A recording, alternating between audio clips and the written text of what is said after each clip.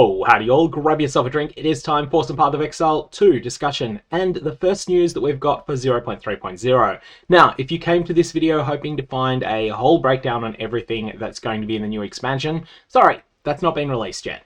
What we do have is a cryptic teaser that is calling back to a Path of Exile 1 mechanic, but differently. This is the teaser image that was posted just in the last few minutes by Natalia from Grinding Gear Games on the Path of Exile 2 subreddit. Link down in the description below. The first thing that many people noticed is that it looks very similar to Harbinger text from Path of Exile 1. The second thing people noticed though is that it is not Harbinger text from Path of Exile 1.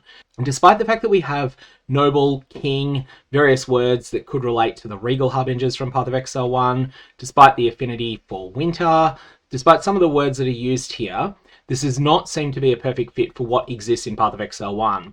Here is the Messenger, an item in Path of Exile 1, a divination card, and this has a whole bunch of Harbinger text on it, just to give you a bit of a sense. What you'll notice here is that there is a clear syntax that's present in these. There is a larger character that looks like it's some sort of significant word, and then there's something that connects these words together. Path of Exile 1 content creator Kitten Cat Noodle has done some work on translating this Harbinger text, but the key thing I think that really comes across here is that you can see a definite pattern in what these look like. Large, small, large, small, large, small, large, small, large. That is the syntax of the language, and that is not reflected on this. However, because the words that are present here, I do think it is something that's intended to be very similar. And so it looks like here someone is attempting to translate a language that is at least similar to the Harbinger language. And who knows, Path of Exile 2 is set a couple of decades later than Path of Exile 1. Who knows how much our blue friends will have evolved in the interim time, if it is indeed them. Anyways, that's what we've got today in terms of a little bit of a hint as to what might be coming in 0.3.0.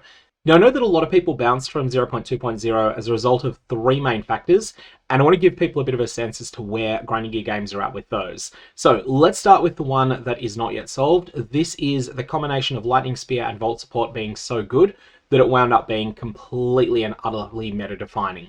This is still the case, as at the time that I'm recording this video, and I expect that it will be addressed through a nerf to Vault support in 0.3.0. The second thing that caused a number of people to bounce was the experience, not just throughout the campaign, but really through the Atlas exploration, Atlas point unlocking phase of the endgame as well. The progression of gear during this period. In my opinion, this was largely solved by 0.2.0G, 0.2.0H. Some of the concrete things they did there was that they made it so that well-rolled rares drop considerably more often in those phases of the game. And they also, probably most importantly, added the attribute runes. Those are absolutely fantastic for solving a lot of the gear problems that you have early on in the game. And that's something that I think is a lot better than it was back in 0.2.0 day one. The third thing that caused a number of people to bounce was loot at endgame. This wasn't solved by 0.2.0G and H, but it was solved later by 0.2.1. 0.2.1 included a bunch of new, quite rare, unique items. There would be things that would make character-defining changes to the way you played the game. And on top of that, it also normalized the rarities of some of the uniques that were extreme outliers. So for instance, Astromentus was far rarer than Grinding Gear Games ever really intended it to be. It was a little bit ameliorated by the fact that people chance orbed it a lot, but as an actual direct item drop, it was staggeringly rare. Grinding Gear Games intend that there are 4 different tiers of rarity for unique items. These are common, uncommon, rare, and mythic. And they went through and made it so that within each tier, you get the same number of each of them. So I believe that Chernobog's Pillar and Astromantis are both in the Mythic tier. Prior to this normalization, Chernobog's Pillar was much more common than Astromantis, and the reason for this was that shields are just much more common drops than amulets are. Now, while it's still a case that for non-unique items, you're still more likely to get a shield than you are to get an amulet, once the game rolls that you're getting a unique item, it no longer considers that as an extra RNG factor.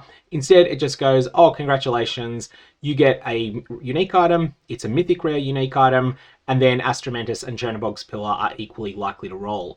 This, incidentally, is how it's always worked in Path of Exile 1. Once that was changed, people started seeing more exciting drops at endgame. That was the intention Grinding Gear Games were going for.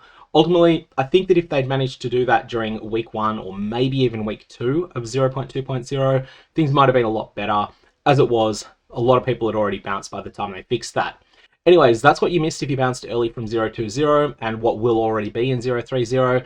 As for the rest of what to expect during teaser season, We're building up to the big day of teasers, which is going to be 14 days from today.